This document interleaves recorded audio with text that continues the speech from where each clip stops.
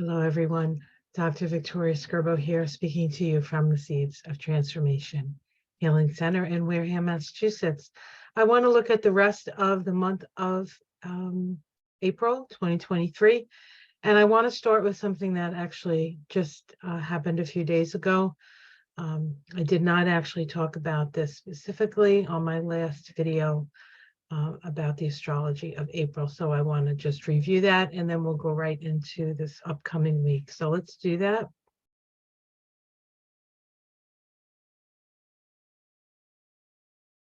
Alrighty.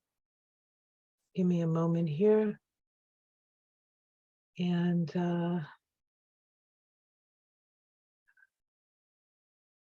okay, so we're looking at the sun's ingress into Taurus. This happened shortly after the new moon solar eclipse that happened at the last degree of Aries. The moon moved into Aries first, then the sun moved into, the moon moved into Taurus first, and then the sun moved into Aries, Taurus, and then it squared Pluto. So we look here, the sun's ingress into Taurus immediately following that 30-degree new moon solar eclipse. The Sabian symbol for 1 degree of Taurus is a clear mountain stream, pure, uncontaminated, and spontaneous manifestation of one's own nature. One of my favorite symbols, actually. And then I always look to see where the ruler of whatever sign the sun ingresses into, in this case Taurus, and in this case Venus. We look to Venus, and we have Venus at 11 degrees of Gemini. What does it say at 11 degrees of Gemini?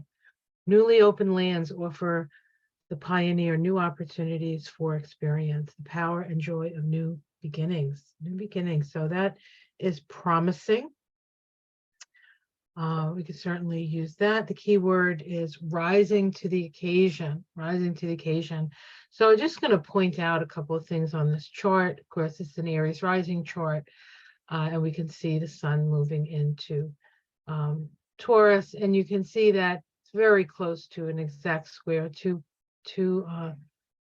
Pluto here. Pluto is still moving forward, but moving forward slowly, because once we have May 1st, Pluto stations retrograde. And so even though we're talking about more than a week away, we can start to feel that Pluto slowing down to a stop. It takes about 7 days for the further out planets to actually change direction. So it's pretty much, for all intents and purposes, standing still. And then we have, of course, we had the eclipse squaring that point, and now we have the sun, the moon, then the sun moving into that point.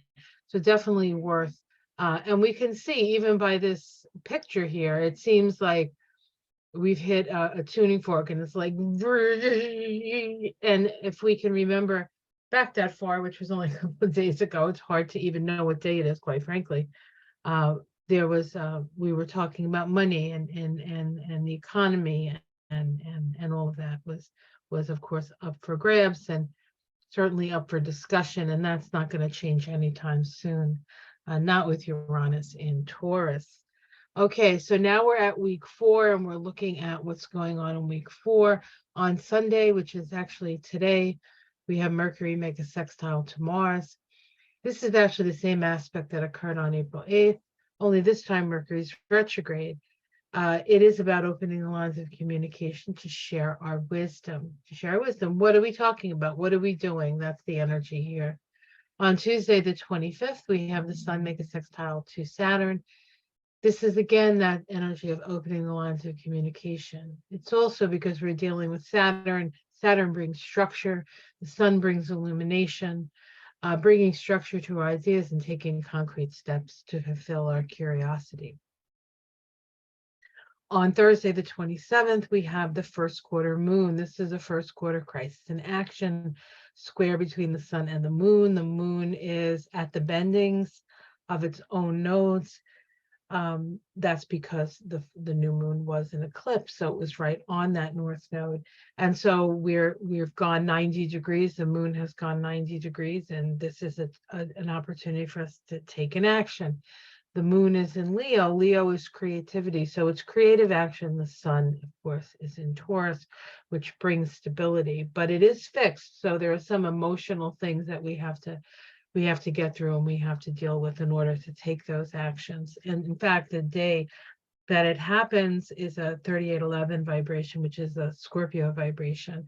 And so there's a lot of intense feeling and a lot of intense emotion. And of course, this is the seeds planted on that eclipse. So even if it wasn't at the bends and all that other stuff, the fact, well, I mean, it had to be at the bends if it was eclipse. We're in eclipse season, right? So things are more intense, more activated, more like, right? So that's that energy. And then on Sunday, we have Mars make a sextile to Uranus. This is again the opening the lines of communication. These are the opening sextiles. This stimulates our curiosity. Of course, when we're dealing with Mars, we're dealing with action. Where we're dealing with Uranus, we're dealing with um, revolution. So there's a revolutionary energy here, taking action on revolutionary ideas. So let's look specifically at these charts. This is the waning sextile between Mars and Mercury. I'm not sure if I said waning or waxing, but it is waning, meaning that Mercury is moving towards its conjunction with Mars. They have very interesting relationship in their own right. But the first one occurred on the 8th of April. That was a 19-1 vibration. That is generally a vibration of revelation. It's the sun card in the tarot. It generally means moving in a new direction. That occurred at 5 degrees of Taurus Cancer. The second one, of course, is happening on the 23rd, which is the day we're looking at here at 16 Taurus Cancer. In this one, Mercury is retrograde. Mercury is retrograde. So the information we're getting through that Mercury retrograde in Taurus is pointing in the direction of Scorpio. So we're deciding what we need to sort of let go, what we need to release, what we need to reevaluate when it comes to our values, Taurus. This is an opportunity for us to release some things because we're dealing with that Mercury retrograde, which points in the direction of Scorpio.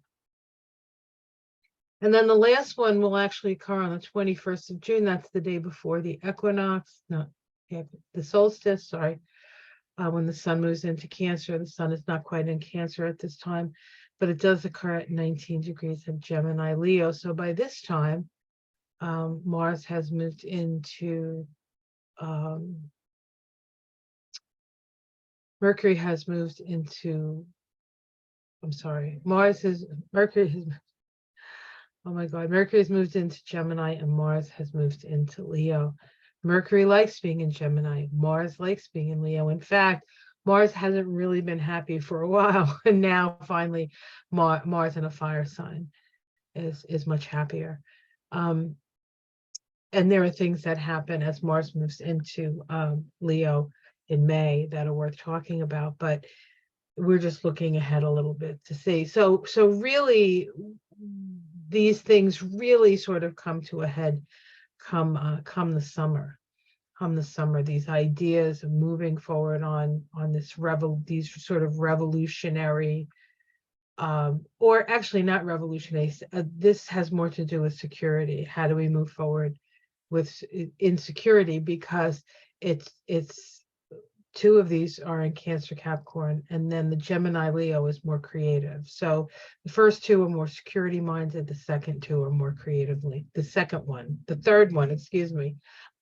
The first two deal with security, emotional, physical security. The third one, the last one that happens in June, we're more interested in creativity. We're more interested in talking. We're more interested in how to really sort of move forward using our creativity, using our communication skills. The first two are much more sort of like head in the sand, covering yourself up and trying to stay safe. Okay, the next one we're going to look at is the sun making its waxing sextile to Saturn. This again is that opening the lines of communication that we speak, but it is on the seeds planted at the sun-Saturn conjunction. When the sun made a conjunction to Saturn, it was in the end degrees of Aquarius. This was before Saturn moved into Pisces. And so we have February 16th. That day was a 25/7 vibration. That is the Knight of Wands taking your show on the road, so to speak. It occurred at 28 degrees of Aquarius. The Sabian symbol is an ancient pottery bowl filled with fresh violets. The importance of traditional skills and artistic values deeply rooted in man's instinctual feelings as frames of references for man's most authentic emotions, the delicacy of feelings. The thing about this symbol that I find so intriguing is that we have an ancient bowl, something ancient, a vessel created hundreds, maybe thousands of years ago, filled with violets, which are fresh and new. And so how do we take the new and how do we help ourselves to nurture the new within the vessel of the old, but the old, the ancient, that which is not, which uh, is which has which is still useful after all this time, right? With time tested containment. Okay, time tested containment. So it's not about throwing the baby out with the bathwater necessarily, but really looking to see what structures still can hold the new and the fresh and what is needed. What is needed. And then we have the last major aspect of the month, which is a doozy. It's Mars making a waxing sextile to Uranus, meaning that it's moving away from Uranus, Mars moving away from Uranus. Mars, the planet of action in Cancer. The actions generally in Cancer are security. They're not direct. They're usually a little circumspect, a little roundabout, sometimes a little passive aggressive actions. And then Uranus in Taurus. Taurus, of course, being one, also a security-minded energy. But what are we going to do to hopefully help our security, which of course with Uranus and Taurus there isn't very much security, but perhaps how do we have a better relationship with Taurus, a more enlightened or awakened relationship with Taurus? And I think that has a lot to do with the planet itself and our relationship to the planet. And we can see that the Sabian symbol for the initial conjunction, when these two planets first came together, actually occurred back in 2022. Why is it taken so long for them to get 60 degrees? Is because we had that very long Mars retrograde in Gemini, right? So we had the initial conjunction in Taurus, a new continent rising out of the ocean. It moved forward into Gemini, and then it turned back around and went backwards in Gemini, and then forward in Gemini. So all of these ideas, all of this new moving forward on ideas, and then going back on the ideas and coming forward on all this information, blah, blah, blah, blah, blah, blah, blah, right? And now we get to this point where we are opening the lines. All that information, all that knowledge, everything that came before it is now being used to decide how we're going to move forward. How are we going to move forward on this? The interesting thing is the Uranus was at 19 degrees of Taurus at the time of the conjunction. All this time later, Uranus is back at 19 degrees of Taurus. So we have the same symbol, the new continent rising out of the ocean. But what is Mars doing? Mars is now at 19 of Cancer, a priest performing a marriage ceremony, the ritualization of productive interpersonal relationships. This scene symbolizes the profound need for referring the interplay of a relatively permanent and productive union of all polarities to some third factor, which either includes or transcends and give spiritual meaning to the relationship. This is really about how do we move forward? We move forward on the lessons we have learned. And those lessons aren't simply I'm right and you're wrong and I'm on this side and you're on that side. But what's the third point? What's the thing that holds it all together? And that's what we learn, the spiritual reason, the lessons that we've learned. How do we move forward taking those lessons into consideration? And that's a pretty powerful way to end the month, I think. And as we move into Taurus season, we have a lot of energy being stored up and coming to a head. So there's Taurus season, May, and then Gemini.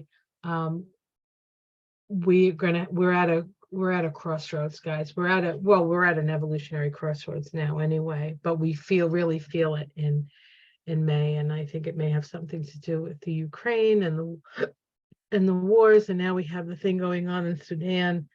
I think we really need to review how we go about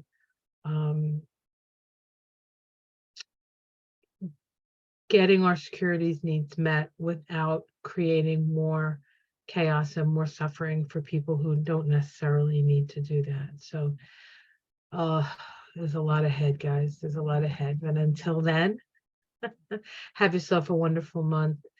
It's been a pleasure going through this month with you, and I will see you again next month for the Tarot Scopes. I will see you next month for the astrology of the month ahead.